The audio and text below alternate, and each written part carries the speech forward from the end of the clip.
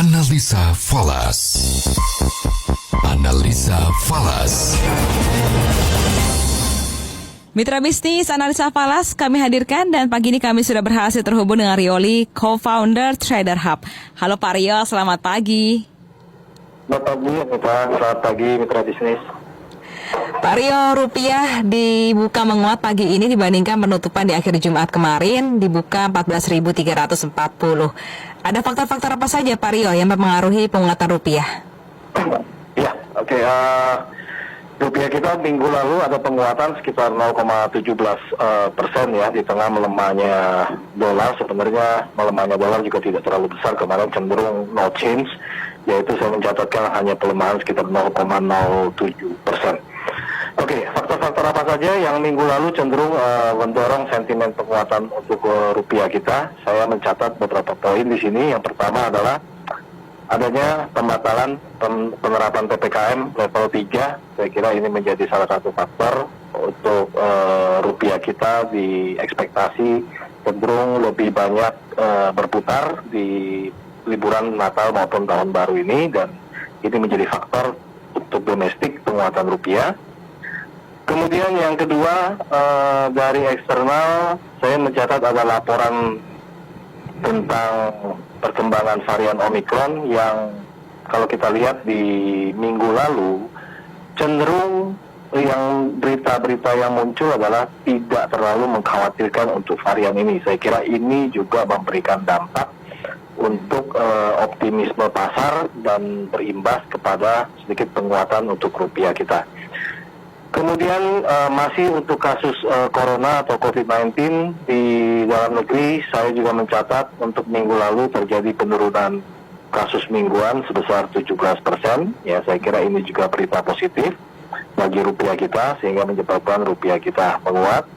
Dan yang terakhir juga untuk minggu lalu data penjualan retail year on year untuk Oktober kita ada peningkatan 6,5%, yang mana dari sebelumnya adalah turun 2,2%, artinya masyarakat ada belanja, ya terutama di market retail, sehingga ini juga memberikan dampak untuk penguatan rupiah kita. Saya kira itu beberapa faktor, Anita, untuk sentimen yang menyebabkan rupiah kita menguat di minggu lalu.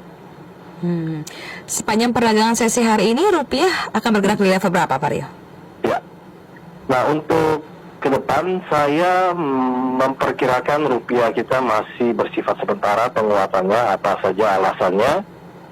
Yang pertama, saya melihat kemungkinan besar pada hari Rabu nanti saat FOMC atau pengumuman suku bunga nanti di Amerika kemungkinan akan mengeluarkan kebijakan yang cenderung sangat hawkish kalau menurut perkiraan saya. Kenapa?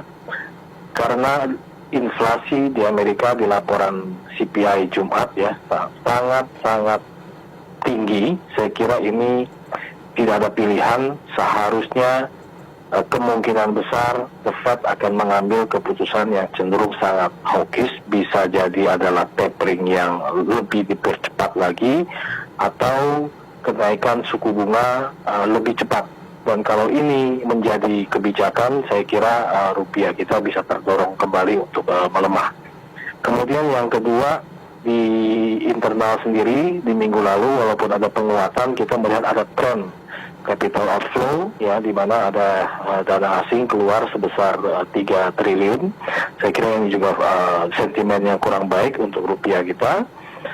Lalu yang terakhir secara teknikal untuk weekly, rupiah kita cenderung membentuk bearish pattern, ya artinya saya melihat potensi rupiah kita untuk melemah itu cukup besar untuk beberapa waktu ke depan. Artinya kalau menguat tidak akan terjadi penguatan yang terlalu hebat. Nah untuk range-nya saya memperkirakan di 14.300 sampai 14.500. Penguatan sementara untuk rupiah ini apakah juga akan terjadi untuk dengan hard currency lainnya seperti euro dan pound sterling, Pak Rio? Ya, untuk mata uang hard currency USD, kemudian pound sterling, euro, saya ingin katakan pada minggu ini adalah minggu yang cukup rumit untuk memprediksi arah. Kenapa? Karena di minggu ini ada 4 bank sentral yang akan mengumumkan suku bunga, yaitu US sendiri pada hari Rabu atau Kamis dini hari waktu kita. Kemudian Eropa dan UK itu pada hari Kamis akan merilis suku bunga juga.